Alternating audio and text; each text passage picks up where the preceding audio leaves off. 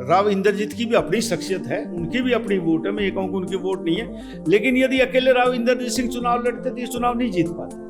ये मोदी जी का नाम, भाजपा का काम और राव इंद्रजीत की शख्सियत, तीनों की वजह से वो चुनाव जीते। हर अधिकारी बेलगाम है गुड़गांव में, और किसी अधिकारी को कोई डर नहीं। कोई काम जो यदि यहाँ का राजनेता कह देता तो उस पर कोई अमल यहाँ होता नहीं। ऐसा भी सुन रहे हैं कि पार्टी शायद इस बार राव इंद्रजीत की बेटी को टिकट दे दे। ना, ऐसा नहीं होगा। भारतीय जनता पार्टी बादशाहपुर से मुझे टिकट देगी और मैं बादशाहपुर से ही चुनाव लड़ूंगा। और नरवीर सिंह की यदि आप सर्वे कराएंगे तो मेरे मुकाबले में कोई आधे में भी नहीं आएगा, और मुझे पार्टी टिकट देगी, मैं 100% चुनाव लड़ूंगा। कांग्रेस ने कुछ काम नहीं किया, ये लोगों ने चुनाव उठाया और भाजपा के खिलाफ लोगों ने वोट देने का मन बनाया। आपकी बात पोर्टल मतलब हम आने की प्रॉपर्टी आईडी, परिवार पहचान पत्र, इसका नुकसान हुआ है हमें इस चुनाव में लोगों की, खास तौर से। नहीं, मैं तो ये मानता हूँ जी मनोहर लाल जी होते तो शायद कुछ सीटें फालतू हो सकती थी, मेरा ये आकलन है। नहीं, राव इंद्रजीत सिंह ने जब लोकसभा का नॉमिनेशन भरा तो मेरे को टेलीफोन किया और मैं चला गया, और उसके बाद ना उन्होंने टेलीफोन किया। जब प्रत्याशी को नरवीर सिंह की जरूरत नहीं तो मैं क्या करता। नहीं, किसान आंदोलन का असर अहिरवाल में कभी भी उग्र रूप धारण नहीं किया। लोगों के मन में चीज जरूर थी कि भाई हमें ये मिलना चाहिए, एमएसपी मिलना चाहिए, वो थी, तो उन्होंने चुनाव में वो गुस्सा उतारा भी है। अहिरवाल के लोग ज्यादा प्रदर्शन करने में विश्वास नहीं रखते, लेकिन जब मौका आता है चुनाव का तो उसमें अपना गुस्सा जाहिर करते हैं। यूनिवर्सिटी गुड़गांव में हमने बनवाई, मेडिकल कॉलेज गुड़गांव में हमने आधारशिला रखी, और बहुत से काम कॉलेज हमने यहाँ पे बनवाए। और जो काम 2014 में शुरू हुए वो कुछ काम 19 तक कंप्लीट नहीं हो पाए, और 19 के बाद भारतीय जनता पार्टी और जेजेपी की सरकार बनी। और हमेशा साझे की सरकार उतना काम नहीं कर पाती जितना लोग उम्मीद करते हैं। हरियाणा में सब गांवों में सड़कें 12 फुट चौड़ी थी। हमने पहली कलम से फैसला किया कि अब गाड़ियों की संख्या बढ़ गई, हर गांव में गाड़ियां ज्यादा आती हैं। सारी सड़कें जो नई बनाई और चाहे पुरानी रिपेयर करी, सब 18 फुट की करी। ये एक बहुत बड़ी हरियाणा में एक भारतीय जनता पार्टी की और नरवीर सिंह की उपलब्धि रही।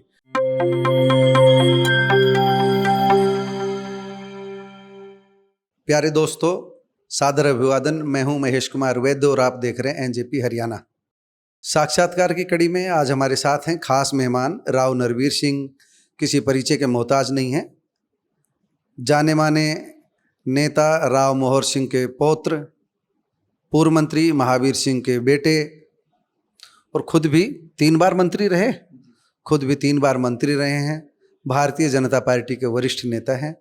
आज इनसे विभिन्न मुद्दों पर बात करेंगे। बादशाहपुर की बात करेंगे, गुड़गांव जिले की बात करेंगे, पूरे अहिरवाल की बात करेंगे और हरियाणा की बात करेंगे। राव नरवीर सिंह, आपने एनजेपी को समय दिया, आपका धन्यवाद। पहले शुक्रिया साहब, आपका भी धन्यवाद। सबसे पहले शुरुआत, क्योंकि लोकसभा चुनाव ताज़ा संपन्न हुए हैं, हम बात करते हैं बादशाहपुर विधानसभा क्षेत्र की, क्योंकि यहाँ का आपने प्रतिनिधित्व किया है।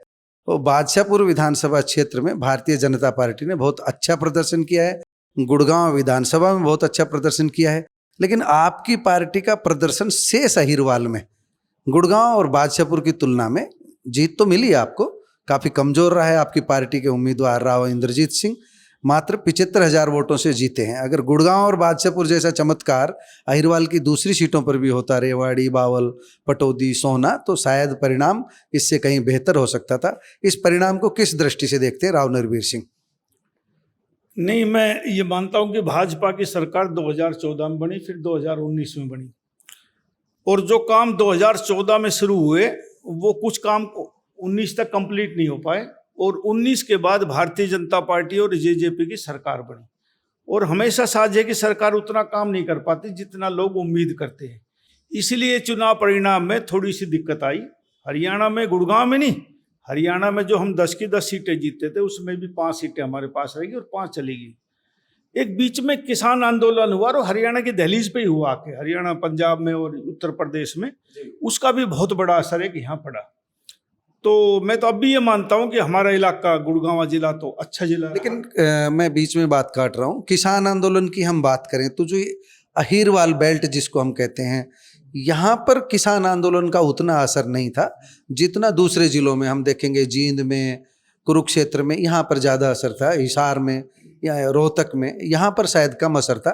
फिर दूसरे कारण रहे होंगे, वो हम आपसे जानना चाहेंगे। नहीं, किसान आंदोलन का असर अहिरवाल में कभी भी उग्र रूप धारण नहीं किया। लोगों के मन में चीज जरूर थी कि भाई हमें ये मिलना चाहिए, एमएसपी मिलना चाहिए, वो थी, तो उन्होंने चुनाव में वो गुस्सा उतारा भी है। ये अहिरवाल के लोग ज़्यादा प्रदर्शन करने में विश्वास नहीं रखते, लेकिन जब मौका आता है चुनाव का तो उसमें अपना गुस्सा जाहिर करते हैं। मेरा मानना है कि उस नज़रिए से भी लोगों ने थोड़ी कम वोट की। गुड़गांवा विधानसभा और बादशाहपुर विधानसभा किसान क्षेत्र नहीं है, ये शहरी क्षेत्र है।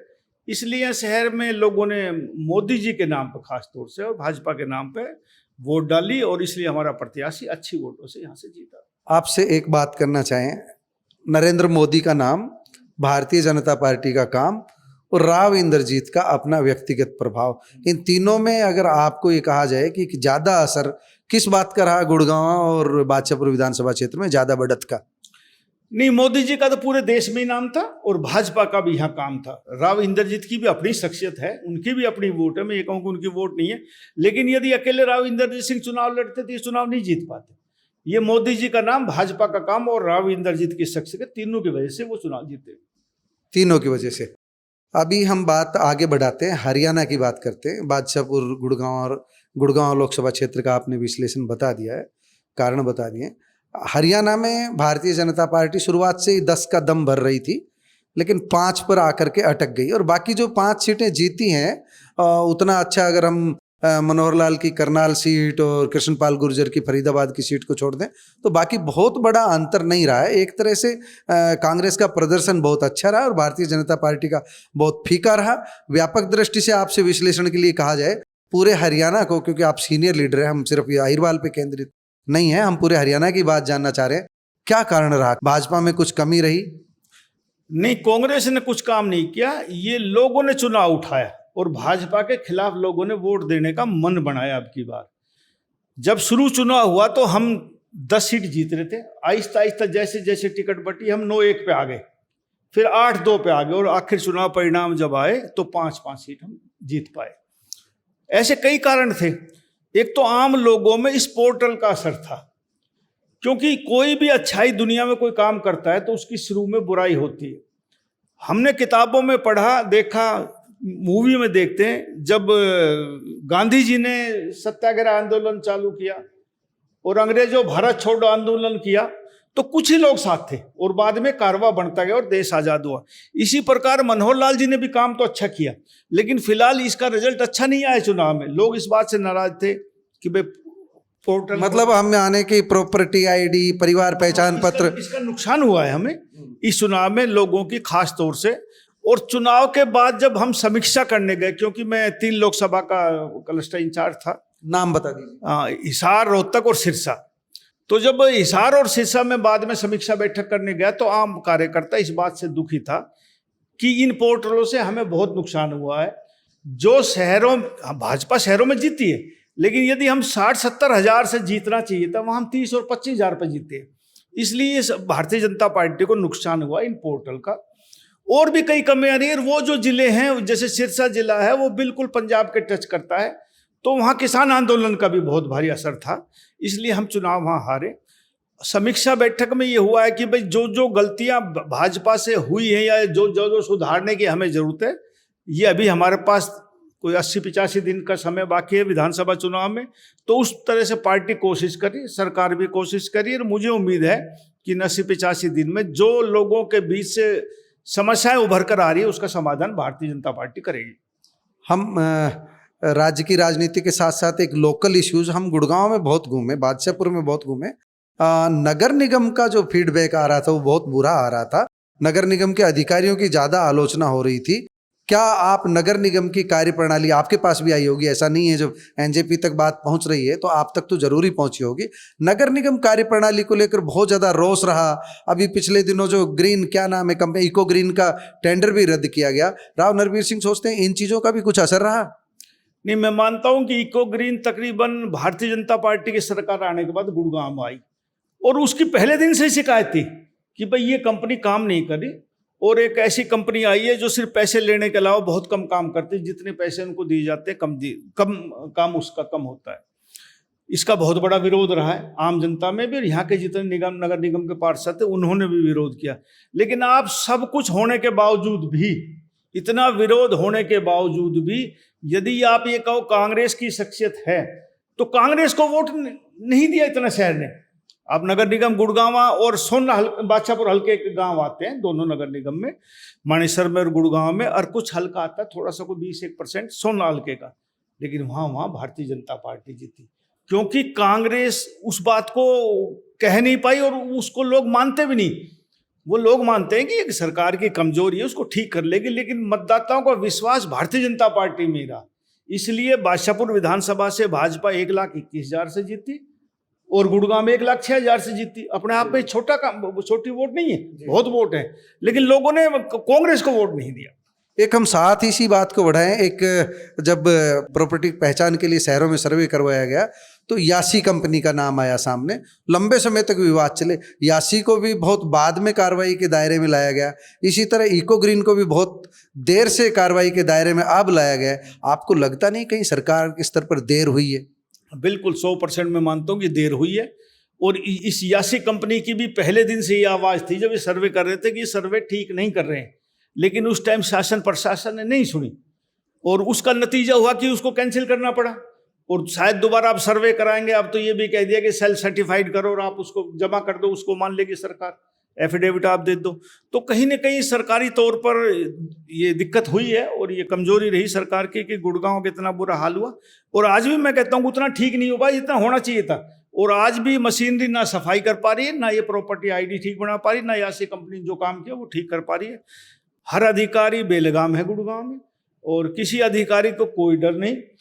कोई काम जो यदि यहाँ का राजनेता कह देता तो उस पर कोई अमल यहाँ होता नहीं और ऊपर तक बात गुड़गांव की पहुँचती नहीं। राव नरवीर सिंह, एक राजनीतिक निर्णय को लेकर के हम बात करते हैं। भारतीय जनता पार्टी ने चुनावों से कुछ समय पूर्व प्रदेश अध्यक्ष ओम प्रकाश धनखड़ को बदला, उसके बाद में नायब सैनी को अध्यक्ष बनाया गया, अध्यक्ष बनाने के कुछ समय बाद में उन्हें चीफ मिनिस्टर बनाया गया। विशेष रूप से उस दिन जो है अगले दिन शपथ हो गई उनकी जब प्रधानमंत्री नरेंद्र मोदी यहाँ आए थे। इस बदलाव को किस दृष्टि से देखते हैं? क्या इस बदलाव का भाजपा को नुकसान हुआ, फायदा हुआ, कैसे देखते हैं आप? नहीं, मैं तो ये मानता हूँ जी मनोहर लाल जी होते तो शायद कुछ सीटें फालतू हो सकती थी, मेरा ये आकलन है। लेकिन पार्टी ने ये उचित समझा कि वे मनोहर लाल जी को केंद्र में ले जाना है, ये मोदी जी की अपनी सोच थी या पार्टी की अपनी सोच थी, तो उनको लोकसभा के चुनाव लड़वा के राज बहुत बड़ी जिम्मेवारी उनको दी है। और मैं तो मान रहा हूँ उनका मनोहर लाल जी का कद बढ़ा है, दो पावरफुल महकमे उनको दिए हैं और उम्मीद करते हैं कि जो उनको महकमे मिले उनसे हरियाणा को बहुत फायदा होगा। राव नरवीर सिंह 2014 में चुनाव लड़ते हैं, अच्छे मतों के साथ जीत दर्ज करते हैं और कैबिनेट मंत्री बनते हैं, लोक निर्माण विभाग जैसी जिम्मेदारी संभालते हैं। इसके बाद 2019 आता है, टिकट नहीं देती पार्टी, जबकि पूरी उम्मीद थी जो है। 2024 फिर आ रहा है सामने। राव नरवीर सिंह क्या उम्मीद कर रहे हैं? बादशाहपुर के मैदान में तैयारी कितनी है आपकी? नहीं, मुझे लगता है कई बार राजनीतिक कारणों से किसी राजनेता की टिकट कट जाती है। मेरी भी टिकट कटी और मैंने चुनाव नहीं लड़ा। और जब से मैंने होश संभाला है, 26 साल की उम्र में एमएलए बना, उसके बाद से मेरा पहला चुनाव है जो मैं छोड़ पाया 2019 में। और मुझे नहीं लगता कि आपको पार्टी टिकट नहीं देगी। मेरी व्यक्तिगत कोई दुश्मनी पार्टी से नहीं है, कभी कभी राजनीतिक चालें चल जाती है कि मेरी टिकट कटी है, मुझे पूरा विश्वास है। और मुझे भारतीय जनता पार्टी ने मान सम्मान भी दिया। मैं राष्ट्रीय परिषद का गुड़गांव जिले का अकेला मेंबर हूँ, 3 लोकसभा का मैं प्रभारी बना है और मुझे पूरा विश्वास है कि भारतीय जनता पार्टी मुझे टिकट देगी। और पिछली बार तो 2019 में 75 पार का नारा था कि भाजपा ने भी ये सोचा होगा कि हम जिसको दे देंगे टिकट वो जीत जाएगा, वो नारा उनका खराब हुआ। और नरवीर सिंह की यदि आप सर्वे कराएंगे तो मेरे मुकाबले में कोई आधे में भी नहीं आएगा और मुझे पार्टी टिकट देगी, मैं 100% चुनाव लड़ूंगा। ऐसा सुन रहे हैं सबसे ज्यादा बढ़त मिली तो राव इंद्रजीत की निगाह बादशाहपुर विधानसभा सीट पर है, लगातार चर्चा में आ रही है ये बात। और ऐसा भी सुन रहे हैं कि पार्टी शायद इस बार राव इंद्रजीत की बेटी को टिकट दे दे, राव नरवीर सिंह के लिए कोई दूसरा ठिकाना ढूंढे। तो बादशाहपुर में इस तरह का होता है जैसे रेवाड़ी सीट पीछे कोटे में चली गई थी, इस तरह की परिस्थितियां बनती है। तो राव नरवीर सिंह का दृष्टिकोण क्या रहेगा उस सूरत में? ना, ऐसा नहीं होगा। भारतीय जनता पार्टी बादशाहपुर से मुझे टिकट देगी और मैं बादशाहपुर से ही चुनाव लड़ूंगा। ये आपका है। अभी हम तो आपसे जो है किसान राजनीति की बात करेंगे। जो अभी एमएसपी बढ़ोतरी अभी दोबारा हुई है, हर साल होती है, अब हुई है। किसानों का जो आंदोलन था वो एमएसपी की गारंटी पर था। आप उस परंपरा से जुड़े हुए हैं, उस परिवार से जुड़े हुए हैं जहाँ किसानों की बात होती थी। अभी एमएसपी की गारंटी सरकार अभी तक नहीं दे पाई है। एमएसपी बढ़ाया तो गया, लेकिन एमएसपी की गारंटी नहीं दे पाई। जब योजना आती है तो भावांतर भरपाई योजना आती है, एमएसपी की गारंटी नहीं आती। हरियाणा में मैं बात करूं, देश की बात नहीं करता, तो हरियाणा में तकरीबन 14 या 16 फसलें एमएसपी पे खरीदी जाती है। देश के किसी भी राज्य में 7 फसलें भी नहीं खरीदी जाती होंगी, उससे ज्यादा हम अकेला हरियाणा खरीद रहा है। और फिर भी यदि दूसरे प्रदेशों के किसान आकर हरियाणा में आंदोलन करे, वो मुझे उचित नहीं लगता। सबसे ज्यादा आंदोलन पंजाब में करते हैं। आप यूपी के जो आ जाते हैं उनको लेकर, यूपी का आ जाते हैं, यूपी में भी नहीं है। यूपी में भी उतने एमएसपी नहीं दी जा रहे जितने फसलें होती है, ना पंजाब में दी जा रही, ना राजस्थान में दी जा रही, हमारे नेबरहुड यही स्टेट है।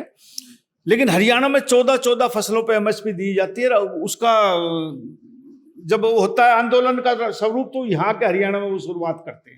तो हरियाणा का किसान उतना नहीं करते जितने दूसरे आके उकसाते हैं हरियाणा। आप किसान की बात कर रहे थे, मैं एक बार अब जवान की बात करूंगा। अग्निवीर योजना, कांग्रेस बहुत आक्रामक है इस योजना को लेकर के। भारतीय जनता पार्टी भी बचाव में आई है, कुछ संशोधन किए जा रहे हैं, इस तरह के प्रपोजल निकल करके बाहर आ रहे हैं। राव नरवीर सिंह सोचते हैं कि क्या अग्निवीर योजना का चुनाव पर विपरीत असर पड़ा इस बार? हाँ, हमारे इलाके में सबसे ज्यादा सैनिक है। हरियाणा की आबादी पूरे देश में 2% के आसपास, और मेरे ख्याल से 10% से ज्यादा सैनिक हमारे देश में हरियाणा के हैं। आम आवाज थी ये कि भाई ये जो अग्निवीर योजना चालू की है, ये इसमें कुछ संशोधन होना चाहिए, ये ठीक नहीं। और मुझे मानना है कि इस चुनाव के बाद 2024 में जो चुनाव हुआ, पार्टी और सरकार इस बारे में विचार करी, जल्दी इसका फार्मूला तैयार करके एक नई पॉलिसी जरूर आएगी। एक हम अवैध कॉलोनियों को लेकर के बात करते हैं। आपसे पिछले इंटरव्यू में भी शायद चर्चा हुई थी।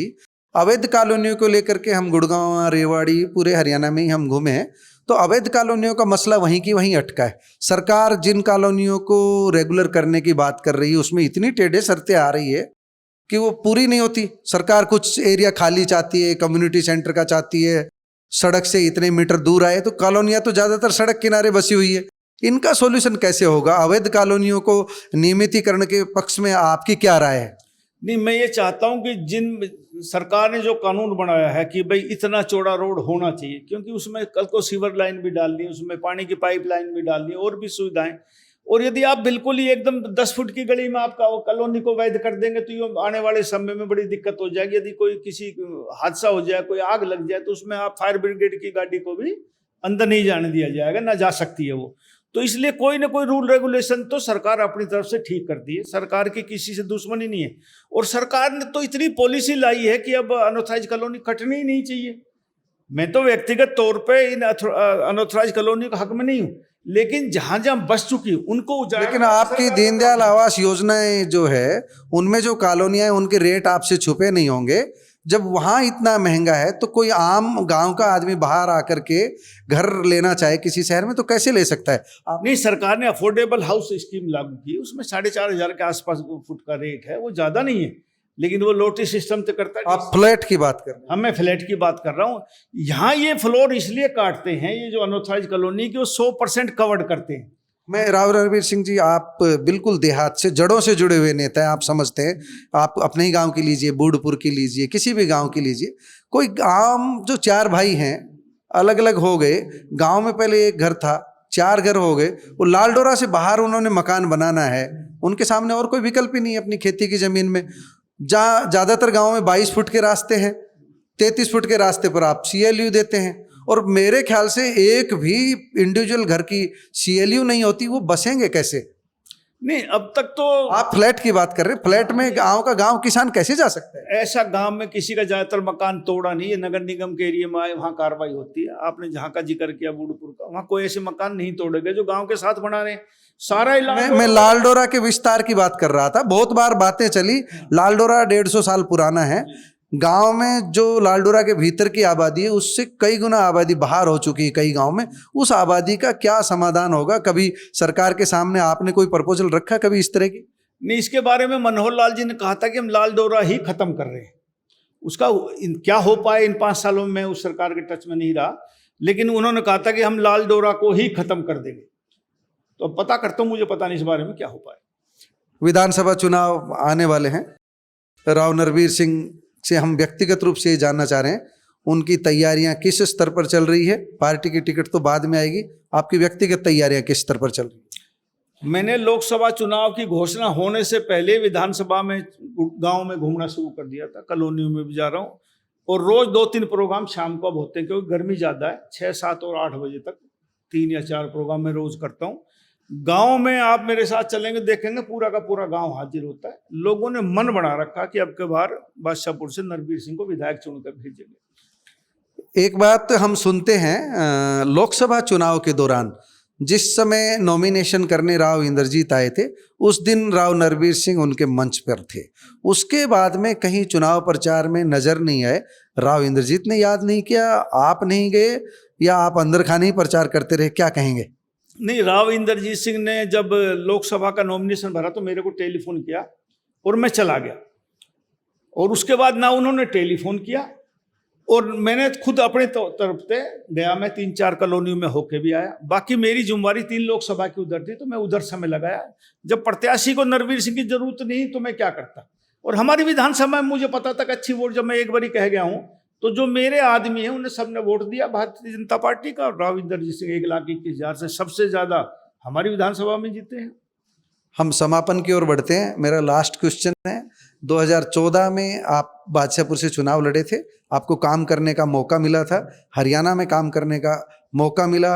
राव नरवीर सिंह की ऐसी कौन सी उपलब्धियां हैं कि उन्हें इस बार फिर चुना जाए, पार्टी टिकट दे उन्हें? बादशाहपुर में आपने क्या किया, अहिरवाल में क्या किया, हरियाणा में क्या किया? कम शब्दों में अपनी उपलब्धियां बताने का कष्ट करें आप। मेरे को पीडब्ल्यूडी विभाग रहा 5 साल तक। हरियाणा में सब गांवों में सड़कें 12 फुट चौड़ी थी। हमने पहली कलम से फैसला की कि अब गाड़ियों की संख्या बढ़ गई, हर गांव में गाड़ियां ज़्यादा आती हैं। सारी सड़कें जो नई बनाई और चाहे पुरानी रिपेयर करी, सब 18 फुट की करी। ये एक बहुत बड़ी हरियाणा में एक भारतीय जनता पार्टी की और नरवीर सिंह की उपलब्धि रही। गुड़गांव में जितने आपको फ्लाईओवर अंडरपास बनेंगे सब भारतीय जनता पार्टी के 2014 से 2019 के काम है। यूनिवर्सिटी गुड़गांव में हमने बनवाई, मेडिकल कॉलेज गुड़गांव में हमने आधारशिला रखी, और बहुत से काम कॉलेज हमने यहाँ पे बनवाए। और इसी के नाते भारतीय जनता पार्टी में लोगों का विश्वास बढ़ा। और अब की बार जब लोग ये देखते हैं कि इन 5 सालों में उतना काम नहीं हो पाया कि जो नरवीर सिंह के टाइम में यहाँ बादशाहपुर विधानसभा में हुआ, तो इसलिए लोगों को नरवीर सिंह का इंतजार कर रहे हैं। और लोग अब की बार मन बना चुके हैं कि यहाँ से नरवीर सिंह को कामयाब बनाएंगे। आपका बहुत बहुत धन्यवाद समय देने के लिए।